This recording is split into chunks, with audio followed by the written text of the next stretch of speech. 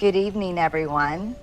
As parents, we often envision a relationship with our children built on love, respect, and open communication. But what happens when that picture is disrupted? When your child disrespects you, ignores you, or challenges your authority? It's natural to feel anger, frustration, or even hurt in those moments. When your child disrespects or ignores you, it's easy to jump to conclusions. We often assume the behavior is deliberate, that they're trying to challenge us, hurt us, or reject our guidance. But what if we paused and asked a simple question? What's really going on here? Leading with curiosity instead of judgment requires us to shift our perspective. It means resisting the urge to label their behavior as bad or disrespectful right away, and instead seeing it as a form of communication. Even if their words or actions are hurtful, there's usually a deeper reason behind them. Maybe your child is feeling overwhelmed by schoolwork, frustrated with a friend, or even unsure how to process their own emotions. When we lead with curiosity, we're saying, I care more about understanding you than about controlling this situation. One way to practice this is by asking open-ended questions. Instead of saying, why are you being so disrespectful? You might try, you seem upset. Can you tell me what's going on? This invites your child to share their feelings without fear of punishment or shame. It's about creating a space where they feel safe enough to be vulnerable, even if they've acted out in the moment. It's also helpful to pay attention to nonverbal cues. Children often express their feelings through body language before they can articulate them in words. Crossed arms, a frown, or avoiding eye contact might be signs that they're struggling with something deeper. By noticing these signs and approaching them with curiosity, you show your child that you see them as a whole person, not just their behavior. Curiosity also helps us stay calm. When we're focused on understanding rather than reacting, we can regulate our own emotions better. Instead of taking their behavior personally, we start to see it as a puzzle to solve together. This doesn't mean we ignore or excuse disrespect. It means we approach the situation with empathy and a genuine desire to help. For example, imagine your child snaps at you when you ask them to clean their room. Your first instinct might be to respond with anger or demand compliance. But if you pause and lead with curiosity, you might discover that they're stressed about an upcoming test or hurt by a comment from a friend. Once you understand the root cause, you can address the issue more effectively and strengthen your connection in the process. Ultimately, leading with curiosity builds trust. It shows your child that even when they mess up or act out, you're more interested in their well-being than in proving a point or asserting authority. Over time, this approach teaches them that they can come to you with their struggles, fears, and mistakes, knowing they'll be met with compassion and understanding. As parents, we often remind our children to be kind, respectful, and patient. But have we ever paused to ask ourselves, are we modeling these same qualities? Children are observant learners. They absorb far more from what they see us do than from what we tell them to do. If we want our children to behave a certain way, we must first embody those values ourselves. When we say treat others with respect but respond to our child's mistakes with yelling or sarcasm, we're sending mixed signals. They learn that respect is conditional, not consistent.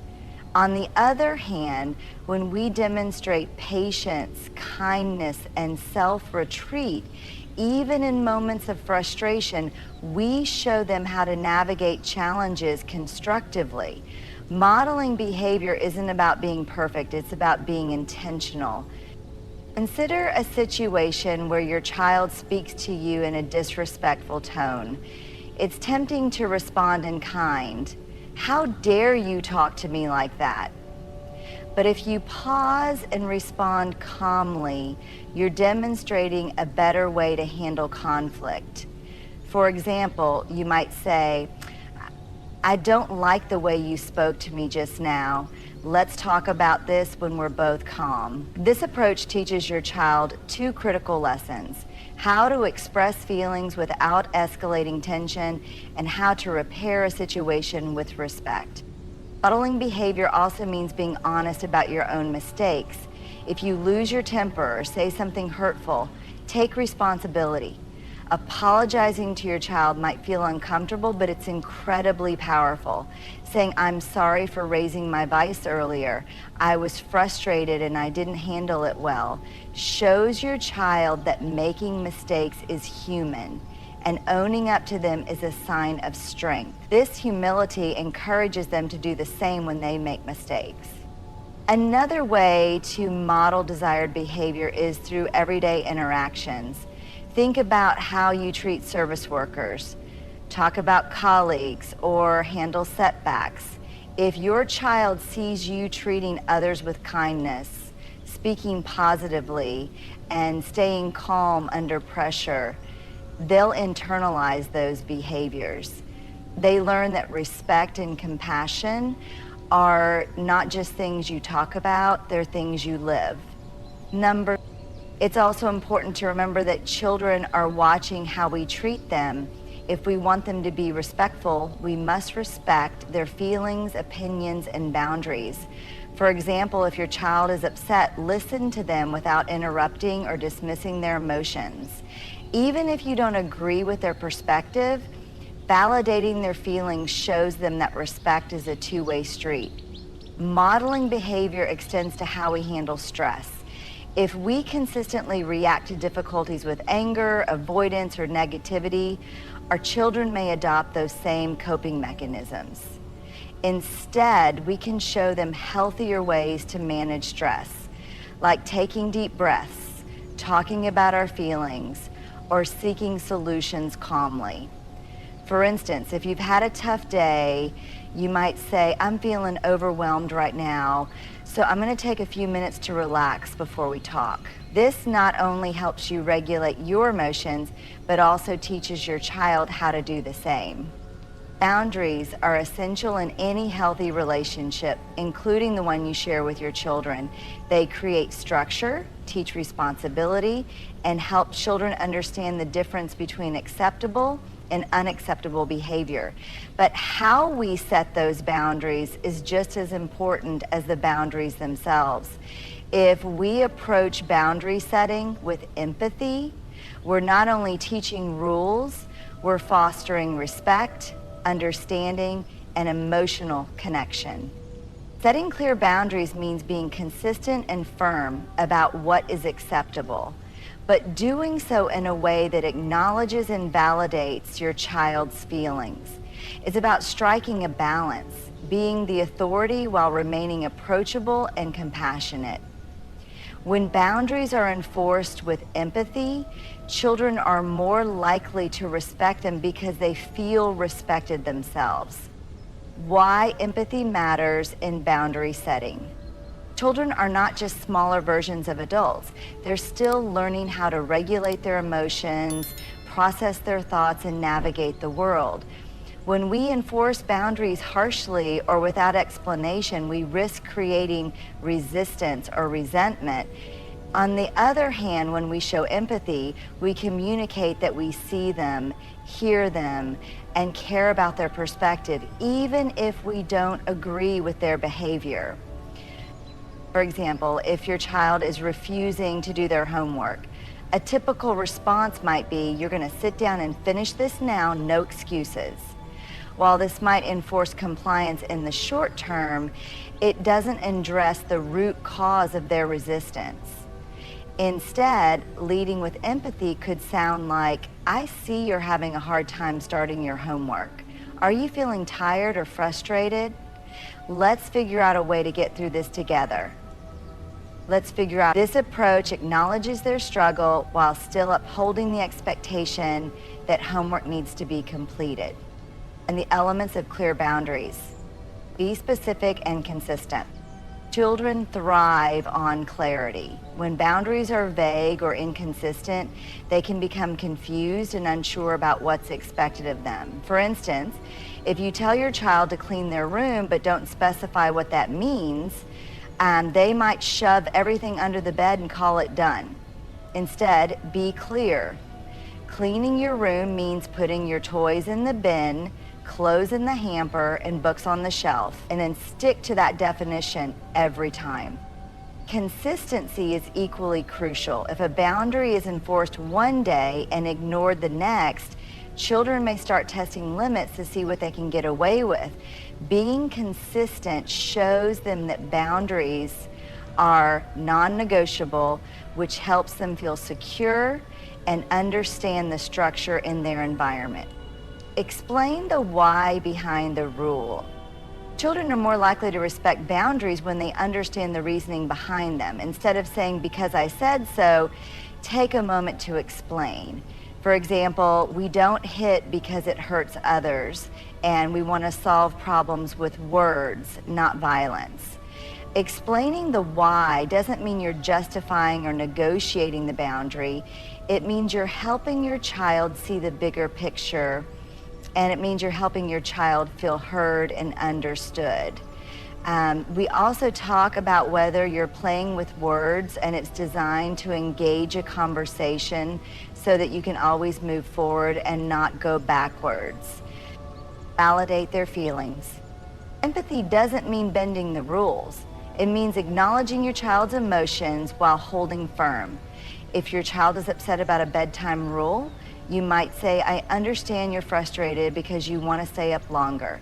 It's okay to feel that way, but your bedtime is important because your body needs rest to grow and stay healthy." This approach separates the behavior which is being addressed from the emotion which is being validated. Use natural consequences. When possible, let natural consequences reinforce boundaries. For example, if your child refuses to wear a jacket on a cold day, they might feel chilly and learn the importance of dressing appropriately. However, be mindful to ensure the consequence is safe and age appropriate.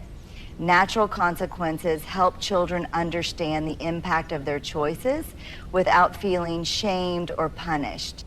Maintain a calm and respectful tone. How you enforce a boundary can be as impactful as the boundary itself. If you yell or threaten, your child may comply out of fear, but the lesson is lost in the negativity. Instead, stay calm and firm. For instance, "I won't let you speak to me that way.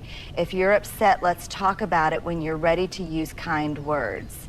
This reinforces the boundary while modeling respectful communication. Empathy doesn't mean weakness.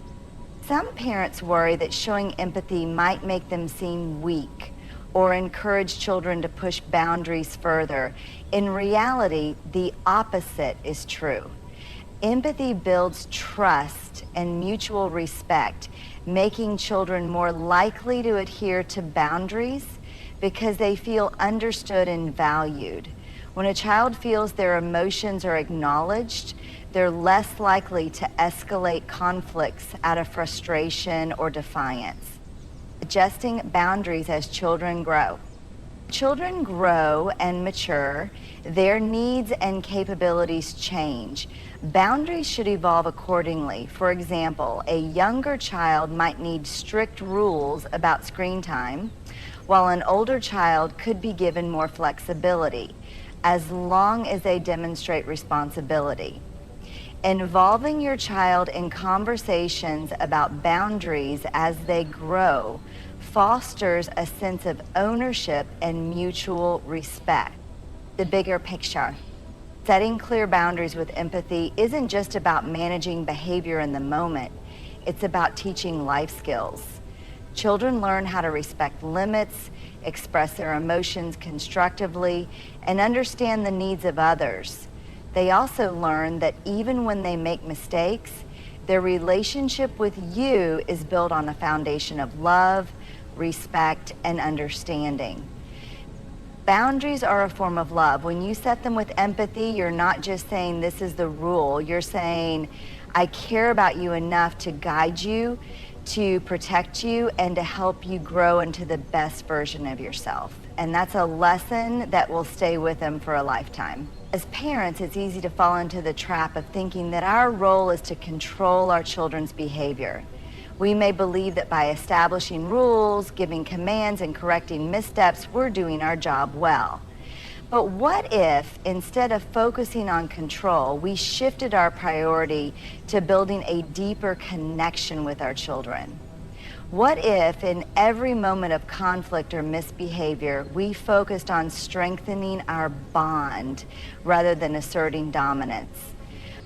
Connection is the foundation upon which all positive behavior is built. When children feel connected to us emotionally, they're more likely to cooperate, share their feelings, and listen to our guidance.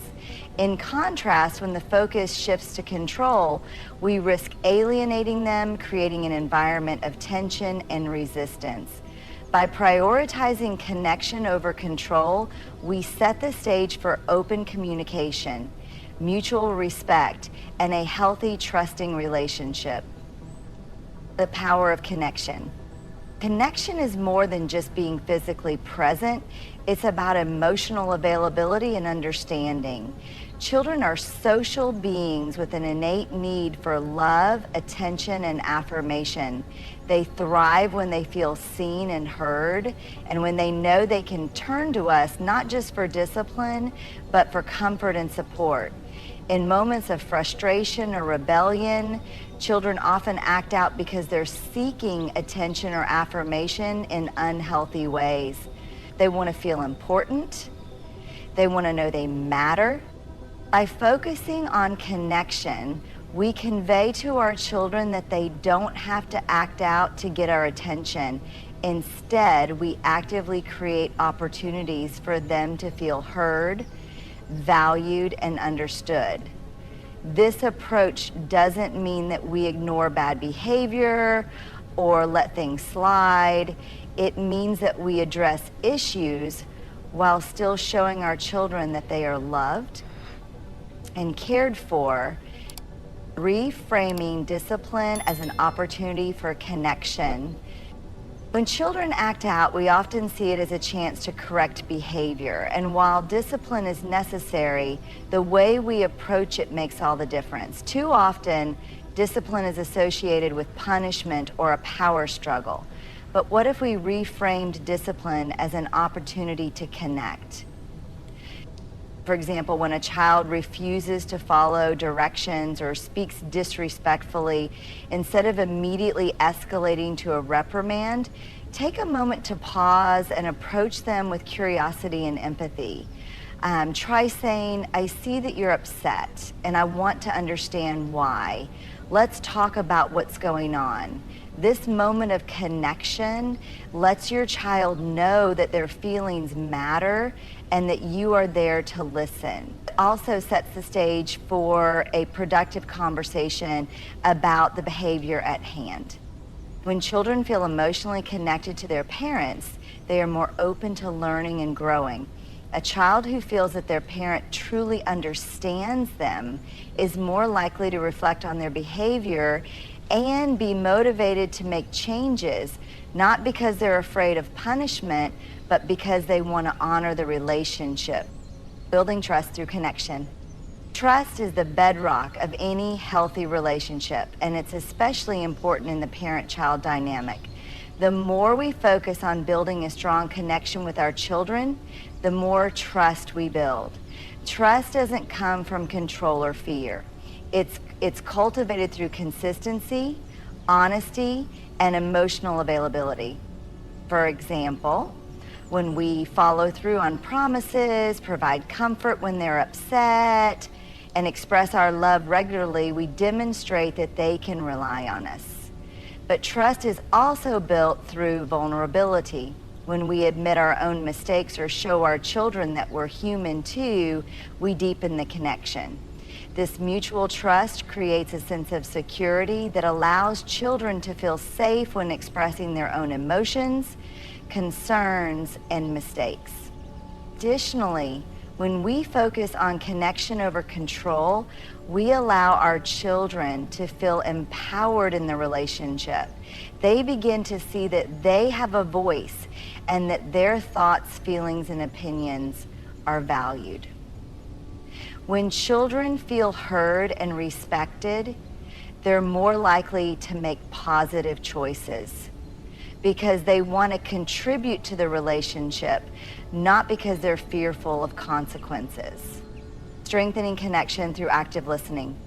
One of the most powerful ways to build connection is through active listening. Active listening means fully engaging with your child when they speak, without interrupting, minimizing, or dismissing their emotions. It involves giving them our full attention, making eye contact, and reflecting on what they're saying. So whether we're reading or giving a feedback session, we make sure to reflect back what they're saying and reflect it on what we're saying. For example, when your child is upset about something, perhaps a conflict with a friend or frustration over schoolwork, take the time to listen. Instead of offering solutions right away or telling them how to feel, start by validating their emotions. You might say, "I can see that you're really upset about this. It must have been really frustrating." So this acknowledgement alone creates a sense of connection, as it shows that you care about their feelings and aren't just waiting for your turn to speak. As your child continues to express themselves, remain patient and non-judgmental. Let them vent and try to resist the urge to fix the problem immediately. Sometimes children simply need to feel heard. And when we listen actively, we build trust and deepen our connection. When they feel emotionally supported, they're more likely to be receptive to your guidance when it comes time to discuss solutions or boundaries. The role of play in connection. Children communicate through play just as much as they do through words. In fact, play can be one of the most effective ways to bond with your child and strengthen your connection. Whether it's playing a board game, reading a book together, or engaging in pretend play, these moments offer a chance to be fully present and attuned to your child's world. When we engage in play, we allow our children to express themselves in a relaxed and natural way. It's a time when they can let their guard down and simply enjoy the connection they have with us. Play can also serve as a nonverbal language through which children communicate their needs and emotions. By being an active participant in play, we build trust, mutual respect, and a deep emotional bond that can carry over into more challenging moments. Letting go of the need to control. Focusing on connection rather than control also means letting go of the need to manage every aspect of your child's life. While setting boundaries and guiding behavior is important, it's equally crucial to recognize that we cannot control everything. Letting go of control doesn't mean abandoning rules or structure. It means trusting our children's ability to make decisions, learn from their mistakes, and grow into responsible individuals. Providing your child with tools. When we approach parenting with the mindset of connection, we're creating an environment where children feel safe to explore, make mistakes, and learn. They're less likely to act out or resist when they know that their relationship with us is based on love, understanding, and mutual respect rather than control and power. The long-term impact of connection over control. The long-term impact of prioritizing connection over control is profound. As children grow older, the bond you've cultivated through understanding, respect, and emotional support becomes a foundation that can withstand the pressures of adolescence and beyond. Children who feel emotionally connected to their parents are more likely to make responsible choices, seek advice when faced with challenges, and maintain a strong sense of self-worth. By focusing on connection rather than control, you're raising children who understand the value of relationships, empathy, and cooperation. You're teaching them that love is unconditional, that mistakes are opportunities for growth, and that trust is built through consistent, compassionate actions. Parenting is not about exerting control or enforcing rules through fear and power. It's about connection, empathy, and understanding. Throughout this speech, we've explored the importance of staying calm and intentional when faced with disrespect or defiance, leading with curiosity instead of judgment, modeling the behaviors we wish to see, setting clear boundaries with empathy, and focusing on building a strong emotional connection. In moments of tension, it's easy to feel frustrated, defensive, or powerless, but remember that the true strength of our relationship with our children lies in how we respond with love, patience, and understanding. By focusing on connection over control, we create an environment where our children feel valued, heard, and respected. This emotional foundation is what enables them to thrive, grow, and develop the skills they need to navigate the world with confidence and integrity. Parenting is a journey of learning, adapting, and growing, both for us as parents and for our children. By making the conscious choice to stay calm, be empathetic, and prioritize connection, we're setting the stage for deeper, more meaningful relationships. We are teaching our children that they can always count on us, not just for discipline, but for support, understanding, and guidance.